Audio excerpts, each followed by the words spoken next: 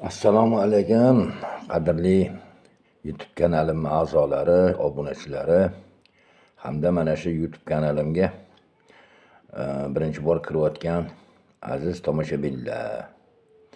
Mana bugun hozir sizlar bilan sizlarni hukmingizga video havola qilmaganimga ham mana bugun 6 kun bo'ldi menimcha. 27-martda oxir marta sizlarga video tashlagan edim.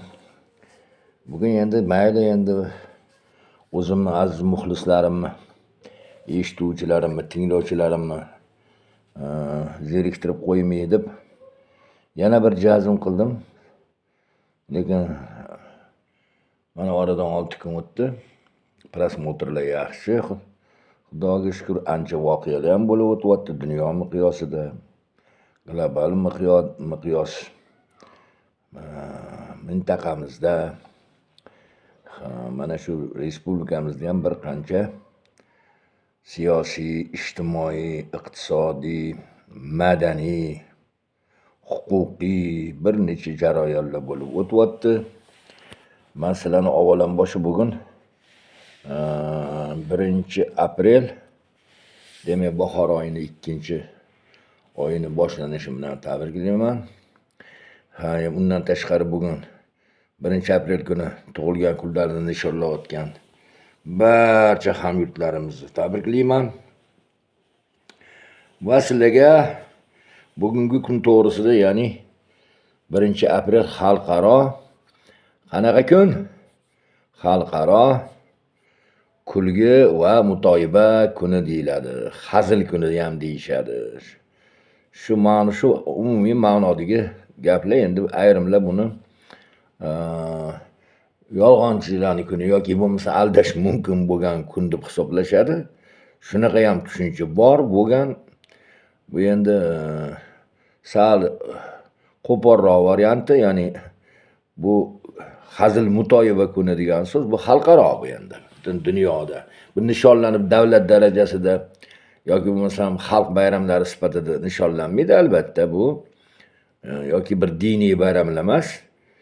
Shu eskidan o'sha bizni bolaligimizdan Sovet davridan boshlab bizani mana shu mintaqalarimizda, xususan bizani yurtimizda ham mana shu kun hazil mutoyiba kuni deyilardi. O'sha paytlarda televizorlarda mana shu kunga hazil mutoyiba kuniga bag'ishlab bir chiroyli, yaxshi satirik nima deydi, ko'rsatuvlar, radio eshittirishlari, kechgacha zo'r bo'lib hazil mutoyibalar, qiziqchilar ishtirok etgan televizion miniatyuralar teatri bo'lardi. Kinolarni ham satirik kinolarni qo'yishardi, o'sha kulgili kinolarni, o'sha Rossiyadan bo'lsa ham. Undan keyin mana bu ayniqsa radio, hozir hech kim radio eshitmay qo'ygan, u radioda Tabassum ustaxonasidan gapiramiz deganlar.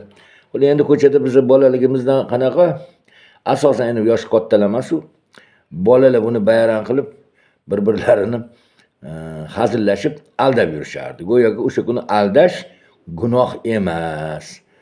Aldash bu hazillashib, bir kulish uchun, kulgi hosil qilish uchun, laqillatish uchun, ya'ni ijobiy ma'nodagi laqillatish uchun bo'ladigan kun deb yolg'on gapirib qo'y, keyin 1-aprel deyishardi. Yo, bu kunning nomini yolg'onchilar kuni demaydi. Bu kunning nomini hazil mutoyiba kuni deyilardi. Endi hozir rivojlanib, bu nima deydi? Bu hozir men televizor ko'rmaganimga bir 6 yil bo'ldi. Futbolni ko'raman faqat. Yana keyin radioni endi eshitmay qo'ydik to'g'risi. Radiolar ham endi hamma pulli dardiga pulga o'tib ketganda, voydo deydigan. Aynan xo'p zamonlar keldi. Reklama hammasidagi bir qiziq maza qilardik-da, mana shu agorodlarda, dalalarda ishlaganimizda, mahalla qishlog'imizda ko'chada chorrahada katta o'sha Uzil kolxoz radio Uzil paytdan qolib ketgan oq kanni turardi. Dalada javlan urib odamlar ishlardi, azamdan chiqib deb ana mehnat nashidasini surib o'sha mehnat qilayotgan paytda o'sha radiolardan jaranglab Tabassum ustaxonasi va hokazo mana shunaqa zo'r eshittirishlar hazil mutoyiba kuniga bag'ishlab bo'lardi. Xullas, mana shularni eslasham bir yaxshi. Hozir yosh avlod ularni masalan bilishmasa kerak. Yosh avlodga ham hozir bechara o'zi 5 yashar boladan tortib hammasi zamon tashvishi, hayot tashvishi bilan bog'liq, o'qish bilan, ukasini qarash bilan, boshqa bilan, kun qisqa, hamma chop-chop.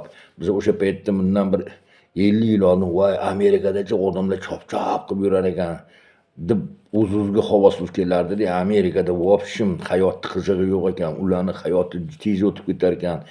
Bir kun ishlamay qolsa-chi, ro'zg'ori yurmay qolar ekan. Ko'pchilik odamlarning o'zini uyi bo'lmas ekan. Davlatda mana keldik Amerikaga.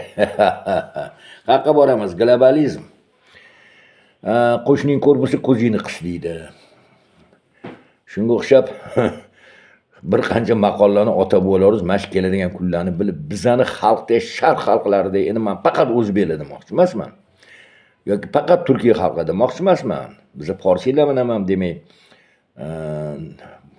qanaqadir traditsiyalarimiz, an'analarimiz, tariximiz, kelib chiqishimiz bir masala. Endi gap cho'zmaydi, mana shu hazil mutoyiba kunimdan sizlarni tabriklab qo'ydim. Bu to'g'risida ozgina gapirdim. Masalan, yolg'on gapirish gunoh deymiz-ku. Masalan, hazil mutoyiba kunida hali yosh bolalarni men qoralamoqchi emasman. Yani bolalar emas, umuman yoshlar bir-biriga hazil qilib aldashi, 1-aprel deyishi yomon joyi yo'q. Agar o'sha hazil bir insonga bir ma'naviy yoki bo'lmasam salomatligiga yoki bo'lmasa ruhiy yoki bo'lmasam moddiy zarar yetkazib qo'ymasa, demak, hali nima ixchamgina bo'lib faqat bir kulga chaqiradigan narsa bo'lsa, buni hech qanaqa aybi yo'q deb o'ylardik. Bizga ham shunaqa deb tarbiya berishardi. Asosan u endi hazil mutoyiba kuni. Ana sizni mana shu bayram bilan yana bir bor tabriklagan holda 1-aprel bilan hazil mutoyiba kuni bilan yana nima desam bo'ladi. Bu menimcha bizga bu bayram bir xil ayrim anu salafiy qarashligilarni, ayrim hali kommentariy yozadigan, o'zlaridan har xil nima deydi, mullalarni yasab olgan, menga nasihat qiladigan, namoz o'qishing bo'lmaydimi? Undan ko'ra namoz o'qishing bo'lmaydimi? Ijtimoiy tarmoqqa chiqqan sanga kim qo'yibdi? Tavba qildim. O'shanaqalarni ensalaring qotmasin. Nimaga deganda, nimaga mayli, bugun yaxshi gaplardan gaplashaylik. Bugun bayram. Endi gap shundaki, qizig'i shundaki, yaxshi gaplardan gapirdim deyman oxirgi marta kechagi 27-da boru. Faqat mana odamlarni mana siyosiy tarafdan jihatdan hozir odamlar butun dunyoda, shu jumladan bizning O'zbekistonda ham, yoshlar ham, kattalar ham, o'rta yasharlar ham, erkaklar ham, ayollar ham demak 3 ta siyosiy toifaga bo'linishini, demak nima deydi, konservativ qarashdagi odamlarni yoki bo'lmasa radikal odamlarni, mashalarni hammasini gapiruvdim. Qarab turing. 20 ming, 18 ming, 13 ming oldingi videolarim bo'lsa, Abror Muxtor Aliyev bilan anaqani gapirganim, anu nima deydi, antikazzob cholli gapirganimda. Voy, bunda bir 2 ta ham yo'q prosmotr. Odamlargacha o'zi ko'pchilikka mana shu to'polon, janjal, spor va yo'q, bir dona kommentariy yozibdi bir qizim bechara. Uzr, ismlarini hozir eslolmayapman. Telefonni ochib tekshirishlarni bilmayman. Mana bu video qilib turgan paytimda o'zi video qilishni ham bilmayman o'zi aslida. Endi nima desam bo'lar ekan? Odam o'zini o'zi ovutish degan edi. Biz faqat kitob bilan edik. Kitob bilan mashg'ul edik-da. Shu badiiy kitobmi, boshqami, ilmiy kitobmi, yoki boshqa nima desam bo'ladi, o'quv, ilmiy adabiyotlari bilan biz kitobga oshno bo'lib qolgan biznikini yetdimi? Gazetalarga, maqolalar, hali man sizlargacha teshi tegmagan shunaqa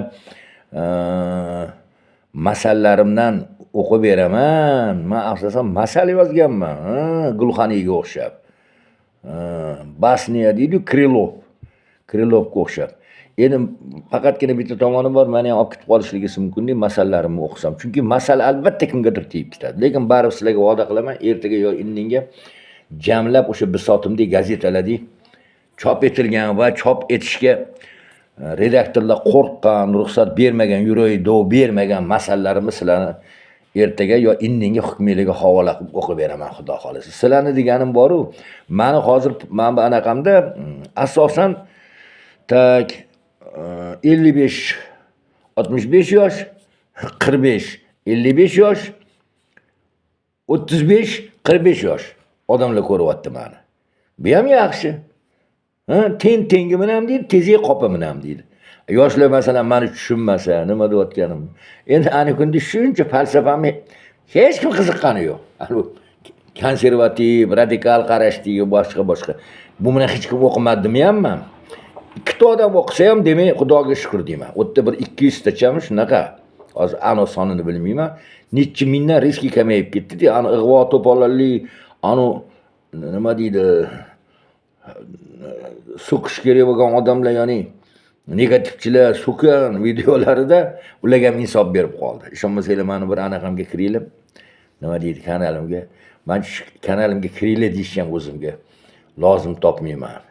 Chunki anaqa deyishadi-yu, like bosing, like, albatta obuna bo'ling, iltimos obuna bo'ling deyishadi-ku. O'shanaqa demayman.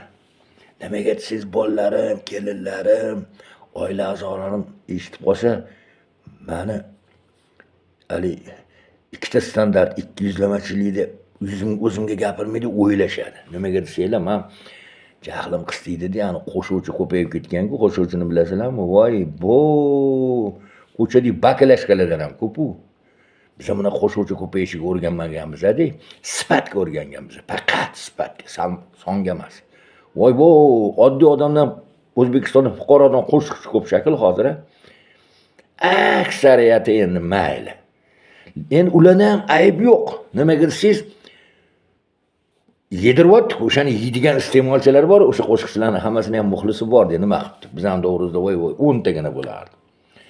Maza qilib eshitardik o'shalarni demoqchimanki, o'sha qo'shiqchilar o'sha oxir zamon bo'lsa deyishardi, biz ham buvalarimiz qo'shiqchi ko'payadi, artist ko'payadi deyishardi. Qo'shiqchi deyishmasdi. Oxir zamon bo'lsa artist ko'payadi. Oxir zamon bo'lsa gadoy ko'payadi. Oxir zamon bo'lsa yana mardikor ko'payadi.